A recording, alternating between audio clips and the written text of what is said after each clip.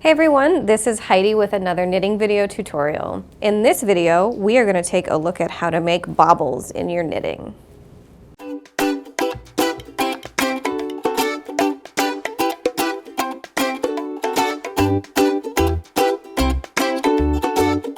To knit this bobble, we're going to work across our knitting in pattern. So as the pattern is written, we're going to work across our knitting in pattern until we get to the stitch where it says to work a bobble. And this is just a basic standard bobble that you can take this bobble and make it even bigger or smaller depending on what you want to do if you're a designer or what your pattern calls for. So this stitch is where all the action is going to happen. We're going to be working in this single stitch over and over and over to create a bobble, which you can see close up here. I've got 5 bobbles in this big swatch, and so all of these stitches, these 5, all of these bobbles are each in one individual stitch. So that's kind of the concept to keep in mind as I demonstrate how to do this. So we're going to yarn over and knit 3 times into that same stitch. So you'll want to make sure you're not working too tight.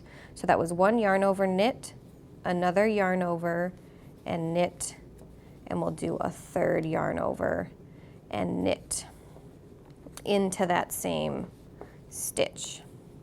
All right, and then I did slip the loop off the needle. Next, we'll turn our work to the wrong side. Now on the wrong side, even though we're right in the middle of the row, we're going to slip 1 and purl 5 across those stitches we've made. So 1, 2, 3, 4, and 5, like so. Then we're going to turn back to the right side one more time. And now we're going to slip 1 and knit 5. So 1, 2, 3, 4, and 5. Then we'll turn to the wrong side one last time, and we're going to purl 2 together 3 times in a row. So we will purl these first 2 stitches together. So now we're taking our stitch count, which was up at 6 in the 1 stitch, down to 3 by doing 3 purl 2 togethers. And there's the 3rd one.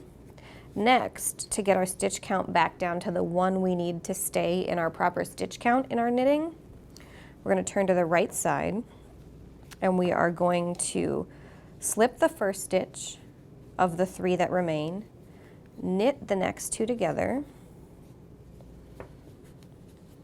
and now we're down to 2 stitches, and to finish it, we will pass the slip stitch over. So that stitch we passed, slipped to the needle, we will grab it with our left hand needle, pass it over, leapfrog it over that other stitch, leaving us with just 1 stitch like we started.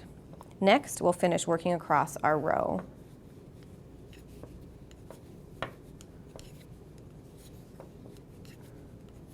Then we'll turn to the wrong side of our work. And the last thing we need to do to finish a bobble is work in pattern once again to the bobble stitch in our row, which in this case is right in the center.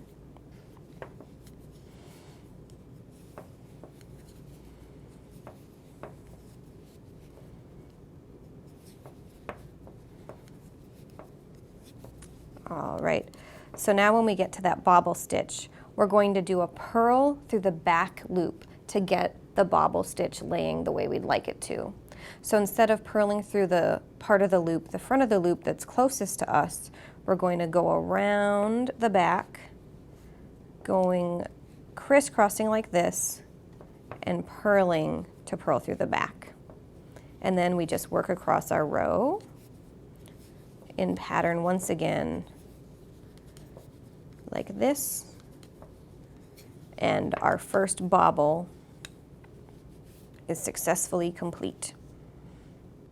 Bobbles are a great way to add some major texture to any knitting project. If you like this video, give us a like or share with your friends, comment if you have any questions, and don't forget to subscribe for even more video tutorials.